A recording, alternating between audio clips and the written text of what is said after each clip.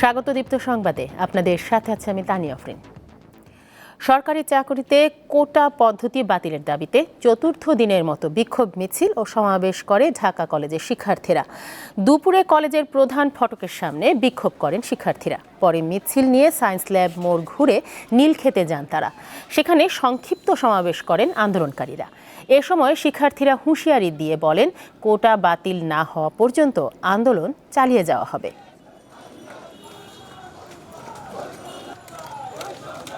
কোটা পদ্ধতি বাতিল ও মেধাভিত্তিক নিয়োগের পরিবর্তন বহাল রাখতে হবে। সরকারি চাকরিতে সকল গ্রেডে অযৌক্তিক ও বৈষম্যমূলক কোটা বাদ দিতে হবে।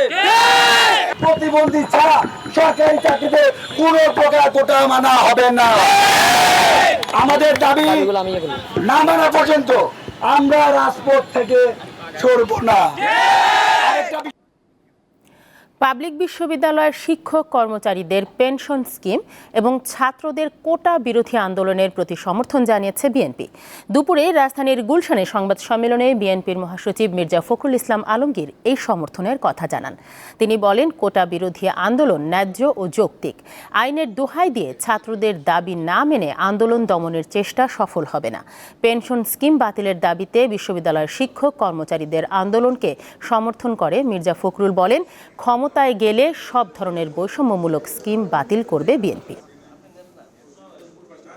বৈশ্বিক ব্যবস্থায় টিকে থাকতে হলে মেধাভিত্তিক রাষ্ট্র ব্যবস্থা প্রতিষ্ঠার কোনো বিকল্প নেই। কোটা সংস্কার আন্দোলনের ন্যায্য ও যৌক্তিক দাবি সময়ের সঙ্গে আমরা একমত। নতুন স্কিম চালু করা সরকারের দুর্বল আর্থিক খাতে মেরামত করার একটা কৌশল।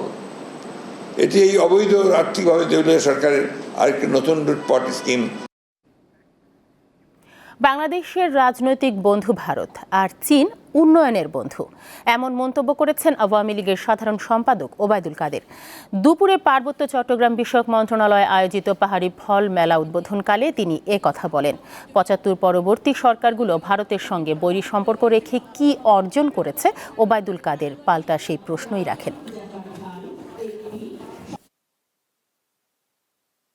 দেখুন, ২১ বছর ভারতের সাথে বৈরী সম্পর্ক রেখে কি অর্জন করেছে ৭৫ পরবর্তী সরকারগুলো। কিন্তু যারা বড় বড় কথা বলেন তারাই ঢাকা এয়ারপোর্টে দিল্লি থেকে এসে সাংবাদিকদের প্রশ্নের জবাবে বলেন, আমি তো গঙ্গার পানির কথা বলতে ভুলেই গিয়েছি। আদালতের নির্দেশে ক্রোক করা হলো সাবেক আইজিপি বেনজির আহমেদের নারায়ণগঞ্জের রূপগঞ্জে অবস্থিত আলোচিত বাংলো বাড়িটি। বিকেল ৩টায় নারায়ণগঞ্জ জেলা প্রশাসন ও জেলা দুর্নীতি দমন কমিশনের সমন্বয়ে গঠিত টিম সম্পত্তিটি ক্রোক করে। দুর্নীতি দমন কমিশনের নারায়ণগঞ্জের কার্যালয়ের উপপরিচালক বিষয়টি নিশ্চিত করেন। সংস্থার কর্মকর্তারা জানান, আদালতের নির্দেশে রূপগঞ্জের আনন্দ হাউজিং সোসাইটি এলাকার বাড়িটি ক্রোক করে জেলা প্রশাসনের অধীনে নেওয়া হয়েছে। ২০২২ সালের দিকে বাড়িটি নির্মাণ করা হয়। বেনজির আহমেদ দেশে থাকাকালে মাঝে মধ্যেই ওই বাড়িতে যাতায়াত করতেন। সার্বক্ষণিক নিরাপত্তায় বাংলো বাড়িটিতে কেয়ারটেকারের পাশাপাশি ২টি কুকুরও রাখা হয়।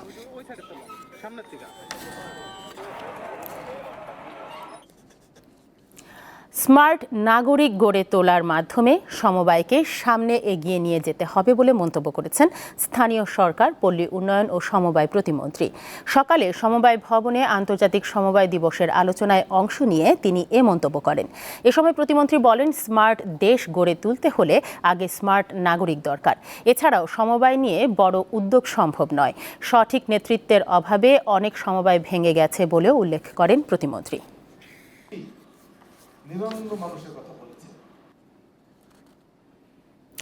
সারা দেশে কেবল টিভি খাতকে ডিজিটাল সার্ভিস বাধ্যতামূলক করার দাবি জানিয়েছে কেবল অপারেটরস অ্যাসোসিয়েশন অফ বাংলাদেশ কোয়াব।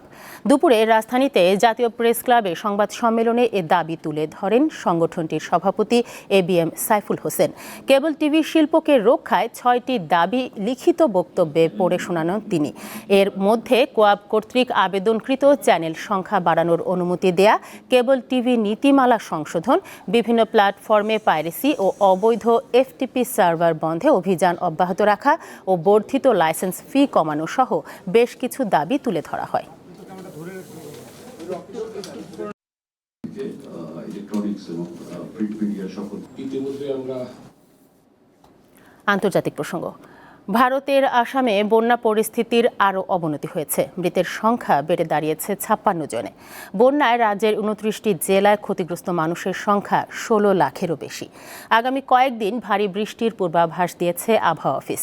আসামে ব্রহ্মপুত্র, দিগারু ও কল্লং নদীর পানি বিপদসীমার উপর দিয়ে বইছে। প্লাবিত হয়েছে 3200টিরও বেশি গ্রাম। বাঁধ, সড়ক, সেতু সহ বিভিন্ন অবকাঠামো ক্ষতিগ্রস্ত হয়েছে। রাস্তা তলিয়ে যাওয়ায় অনেক জেলা যোগাযোগ বিচ্ছিন্ন হয়ে পড়েছে। বন্যায় ধুবড়ী জেলায় অন্তত 2,23,000 মানুষ বাস্তুচ্যুত হয়ে পড়েছেন।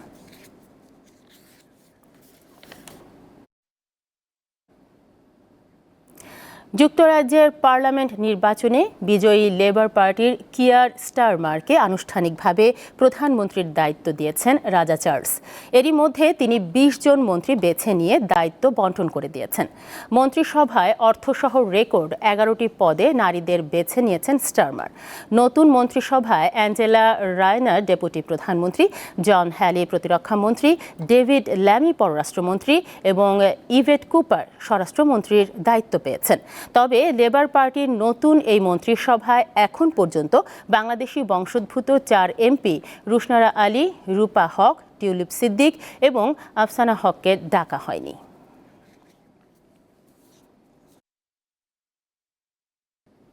এই ছিল এখনকার মতো। আমাদের পরবর্তী সংবাদ রাত 11টায়। দর্শক, আরও তথ্য ও বিনোদনের খবর পেতে যুক্ত থাকুন দীপ্ত ডিজিটাল প্ল্যাটফর্মগুলোতে। ধন্যবাদ সবাইকে।